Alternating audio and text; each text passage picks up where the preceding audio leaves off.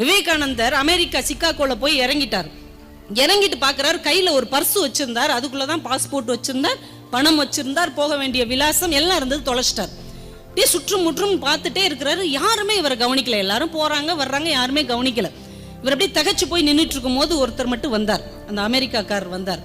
என்ன ஒரு மாதிரி பதட்டமா இருக்கிறீங்க, உங்களுக்கு ஏதாவது பிரச்சனையா அப்படின்னு ஆங்கிலத்துல கேட்டார். உடனே விவேகானந்தர் சொன்னார், ஆமாங்க, நான் வச்சிருந்த பாஸ்போர்ட், போக வேண்டிய அட்ரஸ், கையில இருந்த கொஞ்சம் பணம் எல்லாமே எப்படியோ தொலைஞ்சு போச்சு, என்ன பண்றதுன்னு தெரியல.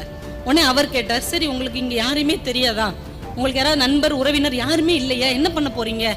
அதுக்கு விவேகானந்தர் சொன்னார், இருக்கிறார், எனக்கு ஒரே ஒரு நண்பர் இருக்கிறார், என்னுடைய ஆருயிர் நண்பர், எனக்காக அவர் என்ன வேணாலும் செய்வார், அப்படி ஒரு நண்பர் இங்க இருக்கிறார், யாரு சொல்லுங்க சொல்லுங்க அப்படின்னா. நீங்க தான் அது அப்படின்னா. அந்த ஆள் மிரண்டுட்டார், நான் தானா, என்ன இப்படி சொல்றீங்க?